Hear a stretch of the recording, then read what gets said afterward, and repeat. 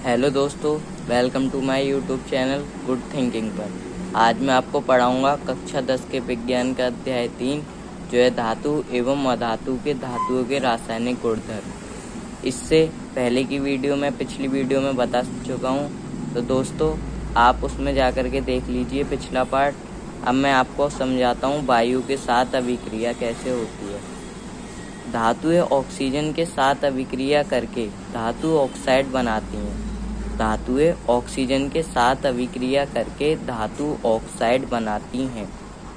अब वो कैसे बनाती हैं, तो आइए मैं आपको बताता हूँ कि धातु प्लस ऑक्सीजन के संयोग से धातु ऑक्साइड बनती है।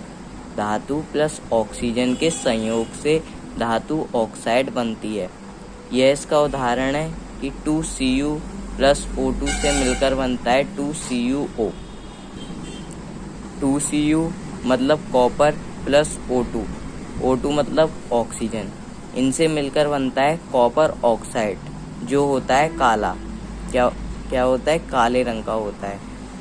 2Cu प्लस O2 के संयोग से बनता है 2CuO जो कॉपर ऑक्साइड कहलाता है।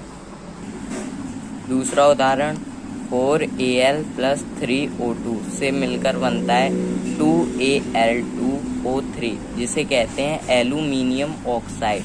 क्या कहते हैं? Aluminium oxide.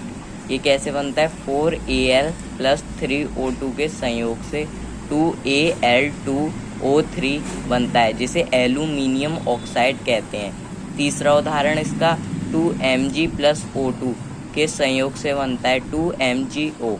2Mg मतलब मैग्नीशियम प्लस O2 ऑक्सीजन के संयोग से बनता है मैग्नीशियम ऑक्साइड। क्या बनता है? Magnesium oxide. ये कैसे बनता है? 2Mg प्लस O2 के संयोग से 2MgO बनता है जिसे मैग्नीशियम ऑक्साइड कहते हैं। अब देखिए, धातुएं ऑक्सीजन के साथ अलग अलग तरह से अभिक्रिया दिखाती हैं। धातुएं ऑक्सीजन के साथ अलग अलग तरह से अभिक्रिया दिखाती हैं। अब देखिए, जैसे Na मतलब सोडियम और K पोटेशियम वायु में आकस्मिक आग पकड़ लेते हैं, जिसे रोकने के लिए इन्हें केरोसिन तेल में डुबोकर रखा जाता है। सोडियम और पोटेशियम वायु में आकस्मिक आग पकड़ लेते हैं, आपको पता होगा, जिसे रोकने के लिए हम इन्हें केरोसिन तेल में डुबोकर रखते हैं। अब देखिए दूसरा उदाहरण MgAlZnPV। Mg magnesium, Al aluminium, Zn zinc, PV lead वायु के साथ धीरे अभिक्रिया करते हैं। इन धातुओं पर ऑक्साइड की परत चढ़ जाती है। MgAlZnPV वायु के साथ धीरे धीरे अभिक्रिया करते हैं। इन धातुओं पर ऑक्साइड की परत चढ़ जाती है। अब देखिए तीसरा उदाहरण Fe आयरन वायु में गर्म करने पर प्रज्वलित नहीं होती, लेकिन ज्वाला में लोह चूर्ण डालने पर वे तेजी से जलने लगते हैं। Fe आयरन वायु में गर्म करने पर प्रज्वलित नहीं होती, लेकिन ज्वाला में लोह चूर्ण डालने पर वे तेजी से आग पकड़ लेते हैं, मतलब तेजी से जलने लगते हैं।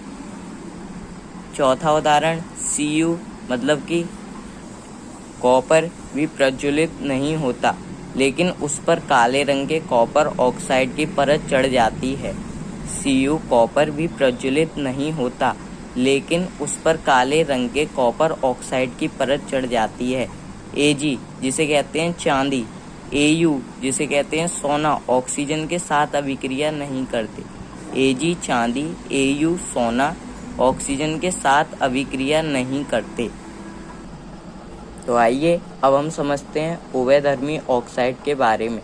तो देखिए दोस्तों, वे धातु ऑक्साइड जो अम्ल तथा क्षार दोनों से अभिक्रिया करते हैं और लवण और जल उत्पन्न करते हैं, उभयधर्मी ऑक्साइड कहलाते हैं। क्या कहलाती है उभयधर्मी ऑक्साइड? वे धातु ऑक्साइड जो अम्ल तथा क्षार दोनों से अभिक्रिया करते हैं और लवण और जल उत्पन्न करते हैं, उभयधर्मी ऑक्साइड कहलाती है। यह इसके उदाहरण है Al2O3 प्लस 6HCl के संयोग से बनता है 2AlCl3 प्लस H2O।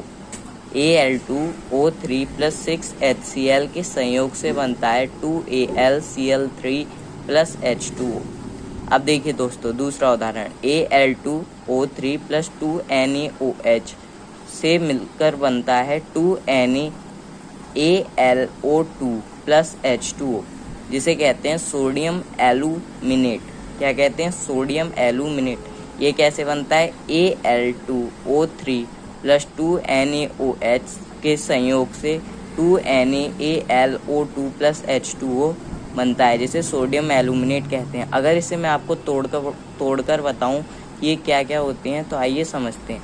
Al मतलब एल्युमिनियम, O3 ऑक्सीजन, 2NaOH मतलब कि sodium hydro oxide, Na sodium, Al aluminium, O2 oxygen plus H2O जल, H hydrogen, O oxygen, sodium aluminate कहलाता है।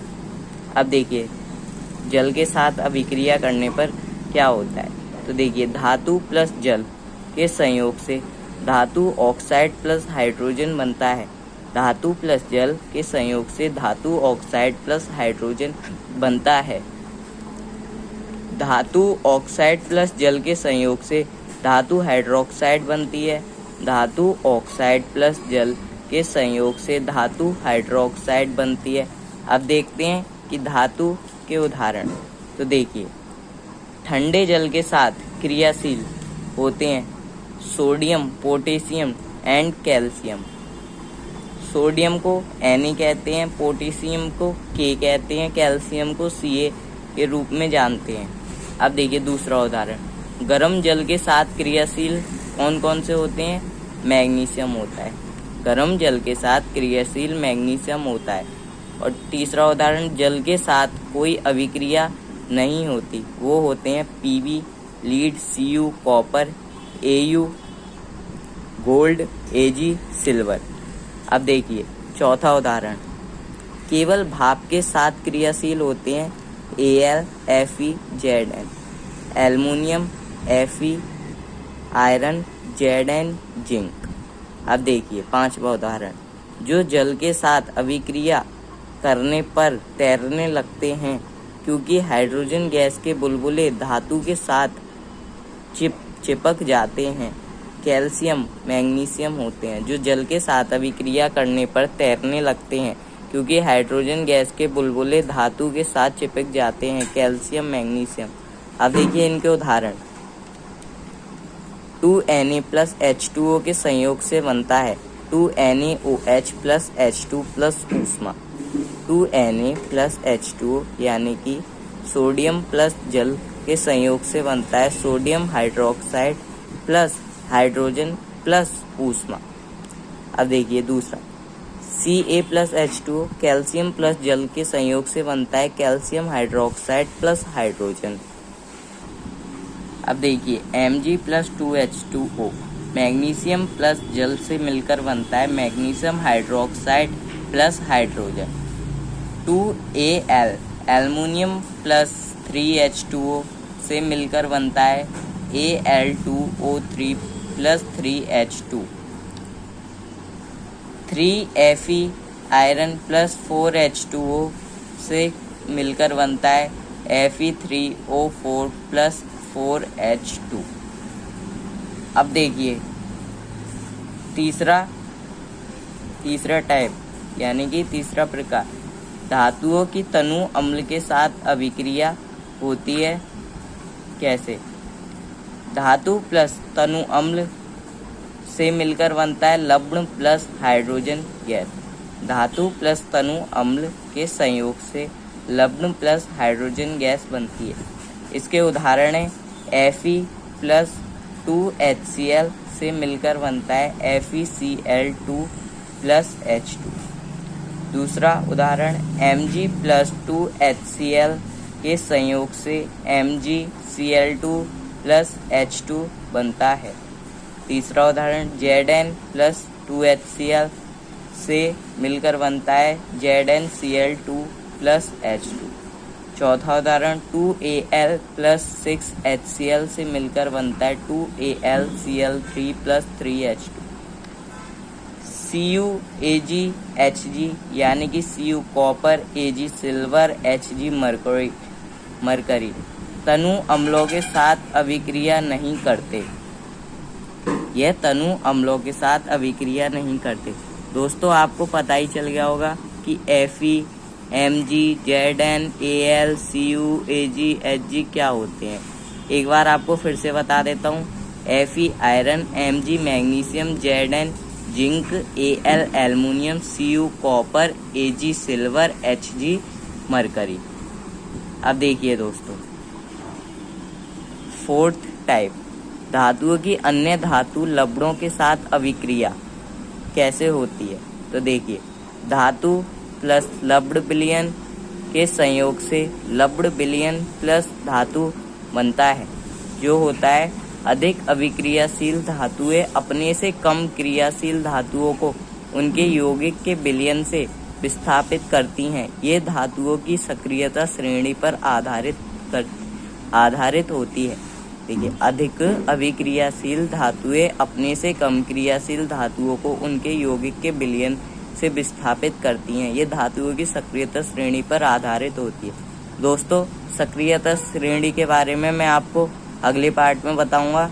तो आप प्लीज़ वीडियो अगर अच्छी लगी हो तो लाइक कीजिए एंड सब्सक्राइब कीजिए। धन्यवाद।